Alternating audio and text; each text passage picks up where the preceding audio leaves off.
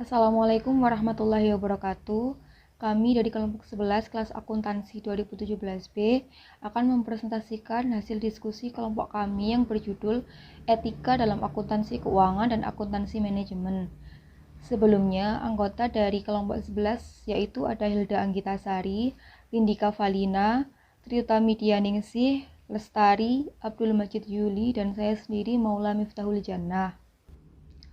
Untuk materi yang pertama, yaitu tanggung jawab akuntan keuangan dan akuntan manajemen. Akuntansi keuangan adalah bagian dari akuntansi yang berkaitan dengan penyiapan laporan keuangan untuk pihak eksternal, yaitu pemegang saham, kreditor, pemasok, dan juga pemerintah. Akuntansi keuangan mengkhususkan fungsi dan aktivitasnya pada kegiatan pengolahan data akuntansi dari suatu perusahaan dan penyusunan laporan keuangan untuk memenuhi kebutuhan pihak internal dan juga eksternal perusahaan. Dan untuk akuntansi manajemen adalah disiplin ilmu yang berkenaan dengan penggunaan informasi akuntansi oleh para manajemen serta pihak-pihak internal untuk keperluan perhitungan biaya produk, perencanaan, pengendalian, dan evaluasi serta pengambilan keputusan. Tujuannya untuk membuat keputusan bisnis yang akan memungkinkan manajemen lebih siap dalam pengelolaan dan melakukan fungsi pengawasan. Selanjutnya, yaitu tanggung jawab akuntan keuangan. Yang pertama, yaitu menyusun laporan keuangan dari perusahaan secara integral. Dan yang kedua, membuat laporan keuangan yang sesuai dengan karakteristik kualitatif laporan keuangan.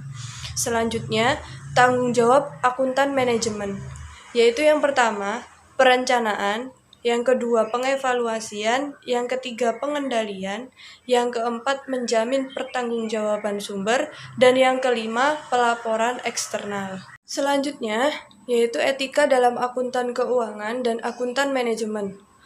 Etika dalam akuntansi keuangan dan akuntansi manajemen adalah teori tentang tingkah laku perbuatan manusia yang dipandang dari segi baik atau buruk dan sejauh mana yang dapat ditentukan oleh akal sehat. Sedangkan akuntansi keuangan sendiri adalah seni penyusunan laporan keuangan untuk memenuhi kebutuhan pihak internal maupun pihak eksternal. Adapun beberapa etika yang harus diterapkan oleh para pelaku dalam akuntansi keuangan dan akuntansi manajemen yang dapat dijabarkan sebagai berikut. Yang pertama, kompetens atau kompetisi. Diartikan sebagai kemampuan untuk melaksanakan atau melakukan suatu pekerjaan atau tugas yang dilandasi oleh keterampilan dan pengetahuan kerja yang dituntut oleh pekerjaan tersebut.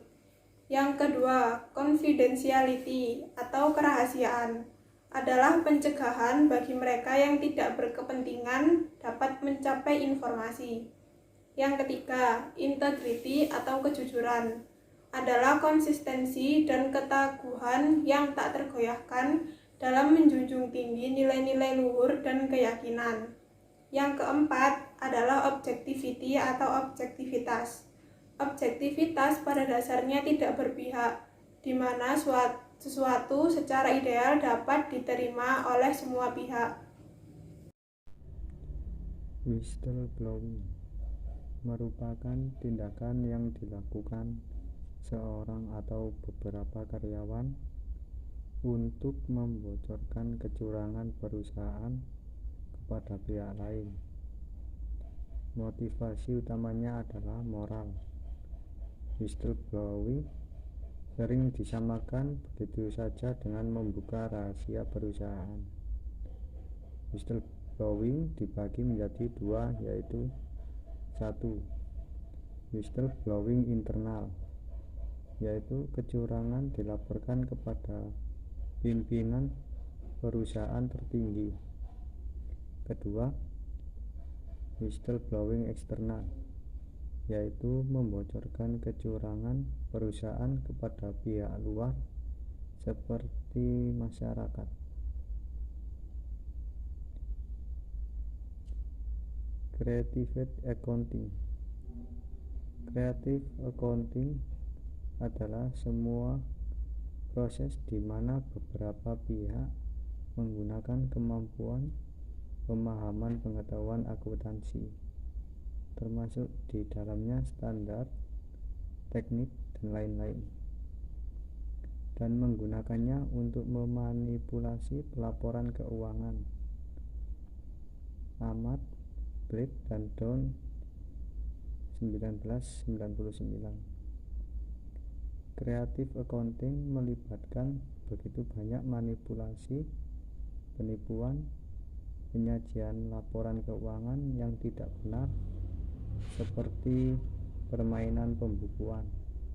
Slide selanjutnya yaitu Watt dan Zimmerman pada tahun 1986 menjelaskan bahwa manajer dalam bereaksi terhadap laporan keuangan digolongkan menjadi 3 buah hipotesis, yaitu yang pertama bonus plan hipotesis. Perilaku dari seorang manajer seringkali dipengaruhi dengan pola bonus atas laba yang dihasilkan. Yang kedua, debt confidence hypothesis merupakan sebuah praktek akuntansi mengenai bagaimana manajer menyikapi perjanjian hutang.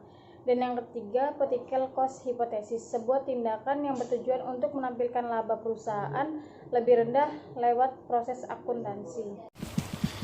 Baik, selanjutnya di sini saya akan menjelaskan mengenai fraud accounting. Fraud atau yang disebut juga dengan kecurangan merupakan penipuan yang sengaja dilakukan yang menimbulkan kerugian tanpa disadari oleh pihak yang dirugikan tersebut dan memberikan keuntungan bagi pelaku kecurangan. Kecurangan umumnya terjadi karena adanya tekanan untuk melakukan penyelewengan atau dorongan untuk memanfaatkan kesempatan yang ada dan adanya pembenaran atau diterima secara umum. Sekian presentasi dari kelompok 11, kurang lebihnya mohon maaf dan terima kasih. Wassalamualaikum warahmatullahi wabarakatuh.